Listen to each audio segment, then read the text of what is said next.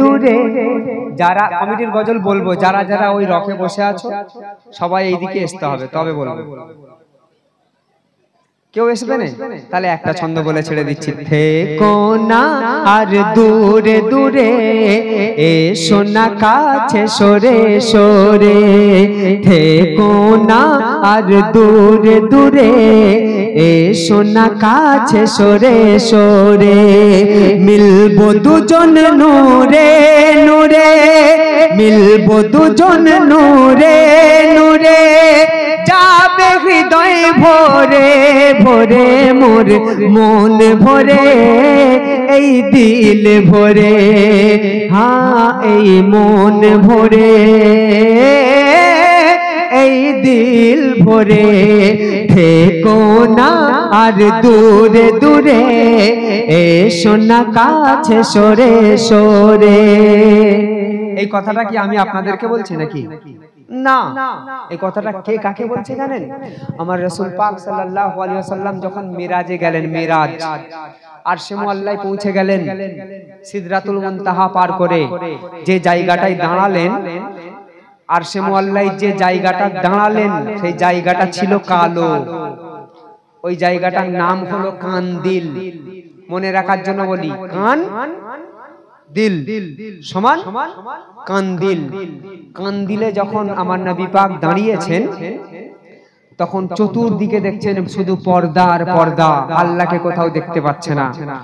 পর্দার ভেতর থেকে আমার নবী পাককে, আমার নবীকে যে কান্দিল নামক স্থানে দাঁড় করিয়েছেন, ওইখানে আমার নবীকে দেখা দিলেন না, বরং আল্লাহ কি বললেন জানেন? আমার কাছে চলে এসো, আমার কাছে। মানে আল্লাহর যে জায়গা আসন, আমার নবীকে তার পাশে আরেকটা আসন দিয়ে বসিয়েছেন। জোরে বলুন সুবহানাল্লাহ। যখন আল্লাহ পাক কাছে ডাকলেন, গেলেন, আলাপ আলোচনা হলো, টোটাল 90,000 কথা হয়েছে আরশের মেরাজে গিয়ে, 90,000। তার মধ্যে আমরা কটা জানি? 5 ওয়াক্তের নামাজ এনেছেন, প্রথমে 50 ওয়াক্ত পেয়েছিল, এ হলো একটা। জান্নাত জাহান্নাম দেখেছেন, 2, 3টে। এরকম 90,000 আল্লাহর সঙ্গে আলোচনা হয়েছে মেরাজে। কটা জানি? তার মধ্যে এটা একটা। আল্লাহ পাক তার প্রিয় মেহবুবকে বলছেন, চিন্তা করো না ও বন্ধু। খুব মন দিয়ে শুনবেন, মেহবুব গো, তুমি তোমার উম্মতের জন্য এখানে মন খারাপ করে আছো, আমার সঙ্গে ভালো করে কথা বলতে চাইছো না। আমি তোমাকে বলছি, আমি চিন্তা করো না ও বন্ধু, যে হবে তোমার উম্মত, তার পাপগুলি সব করে দিয়ে মাফ দিয়ে দিও জান্নাত। ও বন্ধু, কথার বুঝতে, মান্তিক বুঝতে পারছেন তো? যে তোমার উম্মত হবে, নবীর উম্মত কেমন করলে হওয়া যায় সেটাও একবার দিলে ভাববেন। যে তোমার উম্মত হবে, নামাজ পড়বো না, নবীর উম্মত দাবি করে বসে থাকবো, হাসরের ময়দানে আল্লাহর রাসূল বলবেন, তুই আমার উম্মত নয়। তুই যদি আমার উম্মত হতিস, আমি বলেছিলাম আমার উপরে 5 ওয়াক্তের নামাজ আল্লাহ ফরজ করেছে, আমার উম্মতদের উপরেও আল্লাহ ফরজ করেছে, তাহলে পড়িসনি কেন? নাকচ করে দেবে আমাকে, নাকচ। চিন্তা করো না ও বন্ধু, যে হবে তোমার উম্মত, পাপগুলি সব করে দিয়ে মাফ সুপে দিও জান্নাত। ও গো পাপগুলি সব করে দিয়ে মাফ সুপে দিও জান্নাত। আর চাইবে যাকে তুমি তাকে, চাইবে যাকে তুমি তাকে, করে দিও শাফায়াত। প্রথমে সবার হয়ে যাবে পার, ও গো প্রথমে সবার হয়ে যাবে পার, প্রথমে সবার হয়ে যাবে পার, কঠোর পুলসিরাত। ও চিন্তা করো না, তুমি যাকে চাইবে তাকে শাফাআত করে দেবে হাসরের ময়দানে। হাসর যখন হবে, আমি তোমাকে শাফাআতের তাজ দাঁড় করে দিলাম, জান্নাতের মালিক করে দিলাম। জোরে বলুন সুবহানাল্লাহ। জান্নাতের মালিক কে? এখানে দুটো কথা বলে যাই। জান্নাতের মালিক কে? করেছেন আল্লাহ। জান্নাত তৈরি করেছেন আল্লাহ, কিন্তু যাকে মালিক করে দিয়েছেন তিনি হলেন রাসূলুল্লাহ। মনে রাখবেন, কথাটা মাথায় রাখবেন, জান্নাতের মালিক হলো আমার নবী।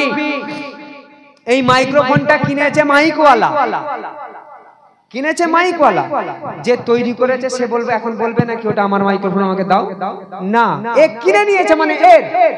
ঠিক আল্লাহ পাক আমার রাসূলকে জান্নাত পুরস্কার করে দিয়েছেন। তাই আমার নবীকে বলছেন, আছি তোমার অপেক্ষা করে।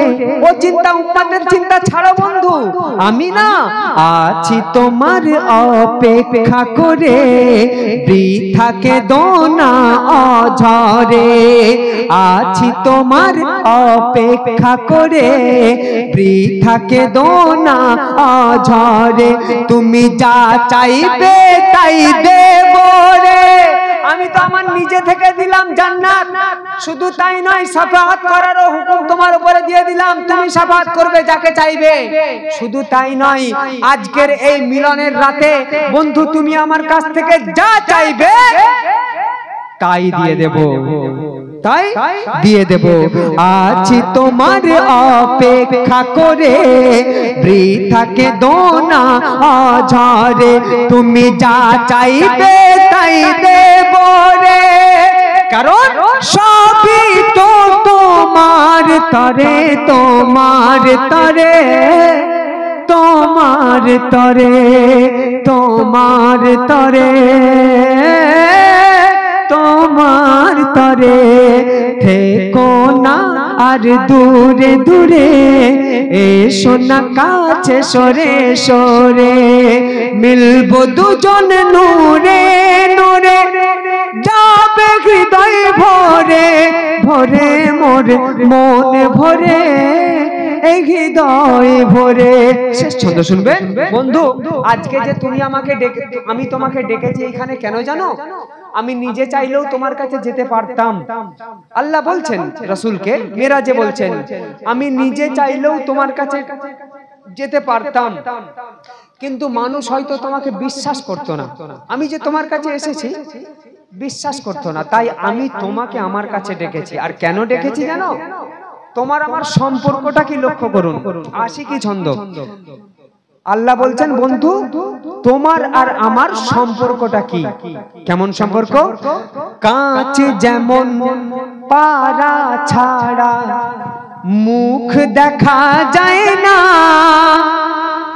আল্লাহ বলছেন নবীকে, কাঁচ যেমন পারা ছাড়া মুখ দেখা যায় না, আর তুমি হলে কাঁচ আমি পারা, মোরা দুজনে এক আয়না, মোরা দুজনে এক আয়না।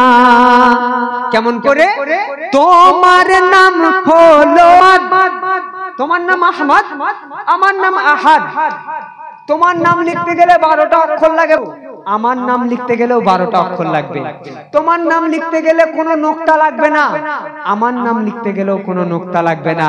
তোমাকে আমার সমতুল করে পাঠিয়েছি। আল্লাহ বলছেন, আল্লাহ ভালো করে খবরিতে ঢোকান, কাঁচ যেমন পারা ছাড়া মুখ দেখা যায় না, আর তুমি হলে কাঁচ আমি পারা, মোরা দুজনে এক আয়না।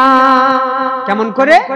তোমার নাম হলো আহমদ, আমার নাম হলো আহাদ, আর তোমার প্রকাশে আমি প্রকাশ। বন্ধু কথা ভালো করে শুনুন, আল্লাহ বলছেন তোমার প্রকাশে আমি প্রকাশ, ও বন্ধু মুহাম্মদ।